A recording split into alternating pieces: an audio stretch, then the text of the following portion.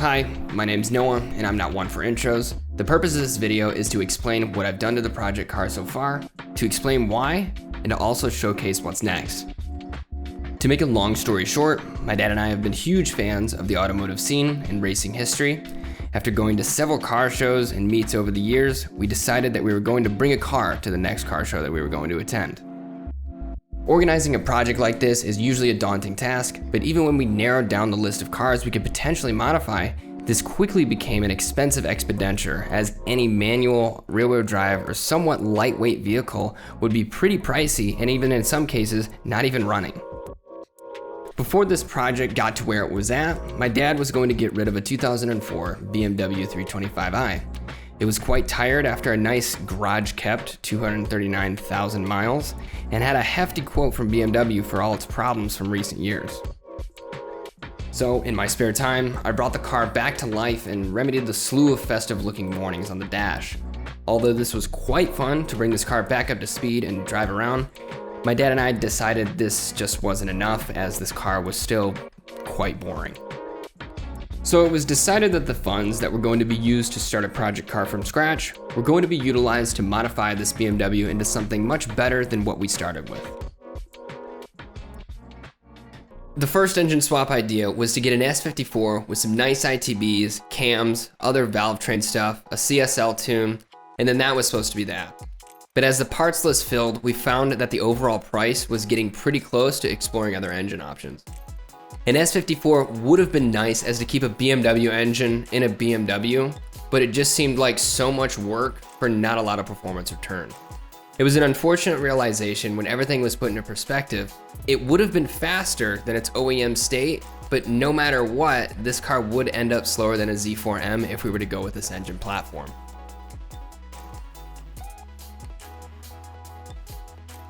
So to try and keep some semblance of BMW and the arguably cooler era of motorsports and engineering, it was decided to swap a unique engine of some kind into this four-door chassis. Since this car wasn't going to be driven like a daily driver anymore, some sacrifices in drivability and maintenance could be made. Options like a much more aggressive valve train setup, higher compression, and other performance considerations could be made, as this car was going to see much less miles over time. Replacing the oil more and looking at the lash every once in a while was going to be an important consideration to take into account with a more aggressive setup, as this is the important trade-off in something tailored to higher performance. When wanting something unique, the availability of parts comes into question immediately for modifications and repairs. This can become a problem when the accessibility of parts are rare within a particular platform or engine swap. This meant we needed to choose an engine that has a wide quantity of OEM and aftermarket parts available in the automotive market. My dad and I have always been huge fans of not only the automotive scene in general, but all eras and facets of racing and motorsports history as well. More notably, the 2000s touring car era of racing was filled with wonderful examples of functional, yet tastefully engineered race cars. This era and the one before hold some of the coolest looking production race cars I've ever seen. The engines that appeared throughout these eras were high-strung, naturally aspirated inline 4s, 6s, V6s, and V8s.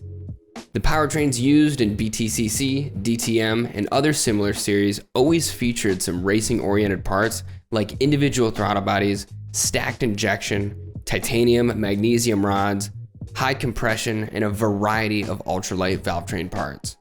Although some of these engines had valve springs that could only last for hundreds of miles and maintenance intervals were in the number of hours, I wanted to try and find an engine that I could swap that could build off of this idea. Let's say in theory, the BMW engineers were tasked with building a different, higher performance trim of the E46 four-door for a race or touring car series of some kind. Kind of like the CSL, we really like the idea of making this car a four-door M3 or track car of sorts. This car drives great from the factory and drove a bit better with the ZHP bits from BMW. I'm hoping the end result of this project will resonate with some of these motorsport ideals while not impeding too much on drivability. The S65 and S85 are quad overhead cam engines from BMW's earlier series of M sedans. These engines somewhat derived the idea of turning this car into an E46 M5 or four-door M3 of sorts. I like this idea, but modifying either of these engines got very expensive very quickly. A set of different camshafts and solid lifters for this engine is over $3,000 alone. Modifying or performing any maintenance on this engine didn't look too fun either due to the size of the heads not providing much clearance in the engine bay. Checking the lash or replacing other wear components on something like this would be somewhat difficult as well. The JZ engine series was one of the main reasons I got into motorsports. Seeing Ryan Turek's 1J Swap 240SX in his off-seasons video was really awesome to see circle the web at the time it came out. Since then, this engine series has been heavily featured in drifting and many other motorsports as a dependable platform for not only competition, but also the many swaps and builds around the world. It has cultivated a large market of parts and communities that cater to the fans and consumers of these engines. Although this engine has a wealth of parts available in the automotive market, this platform quickly became exempt from the list as it wouldn't be right to remove a turbo from a 1J or 2J in this instance. If a JZ series was going to end up in this chassis, it was going to have forced induction to go along with it. The naturally aspirated version of this engine could suffice, but we wanted a little bit more power than what just a ported GE head, a cam, and some ITBs could produce at the end of the day. A single turbo 2JZ would have been a wonderful choice for a Pro-Am drift or track car, but I'm not competing anytime soon or shooting for any crazy dyno numbers.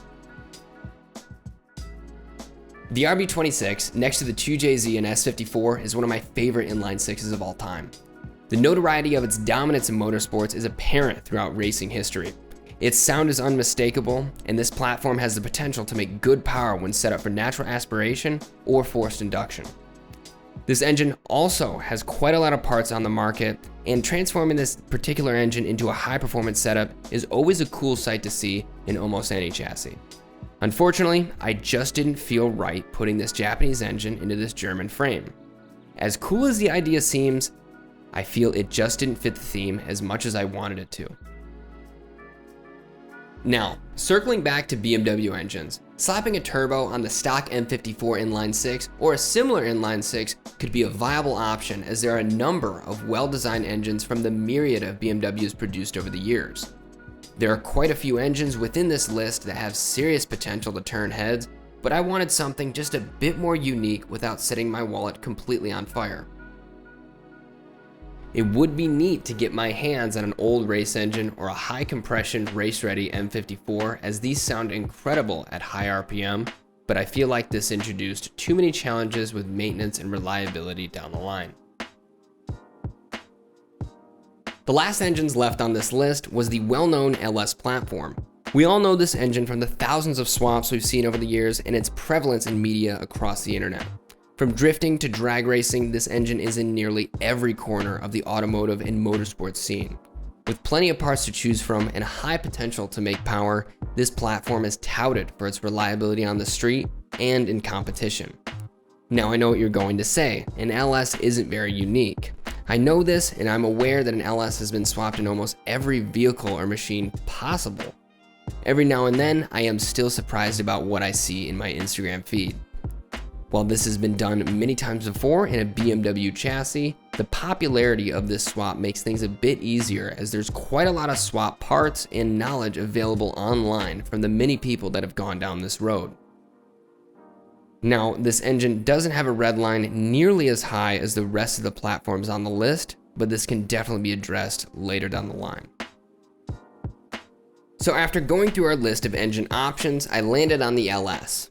All of the engines on the list were great choices to make this car more responsive and exciting on the street, but I felt with the LS platform I could reliably make more power in a naturally aspirated form, as opposed to the other engines where if I were to try and make the same power in an NA setup, I would be introducing way too many expensive parts, much more maintenance, and race fuel, which is honestly a no-go for me in any street car scenario.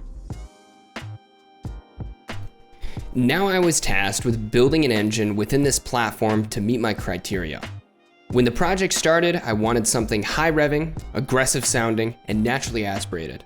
This car was never supposed to be some monster on the track or set records of any kind, but it was going to be a car built with more than enough power to throw around and drive fast. The LS in this instance ticks all the boxes except for its red line. Chasing a high rev limit above stock specifications can get expensive very quickly in almost any situation. The goal was to try and build this engine to rev up to 8,000 RPM. I may set a limiter just shy of this, but I wanted to be well over 7,000 as this is where some nice aftermarket heads and headers really start to sound good. First thing to address was getting a block and some cylinder heads. I started off with a dart block and a Cali's rotating assembly sourced from CNC Competition Products. I would have liked to assemble the engine myself, but as I don't have enough measuring tools or proper space, I left the short block assembly and balancing to dart. A stock rotating assembly could have very well easily held the power I was shooting for, but I had worries about the longevity and reliability of revving higher with the stock crank, rods, and pistons. The extra forces involved in revving to and past 7,500 RPM weren't the only concern, but with these increased piston speeds, this was something I didn't want to worry about down the line. I could have gotten away with a stock bottom end, but I wanted to cover all my bases first. In the next video, I'll be focusing on the engine, the internals, and the accessories to go along with the swap. I'll also touch on the topic of drivetrain and the changes that will be made to accommodate for this increase in torque. Thank you for watching. See you next time.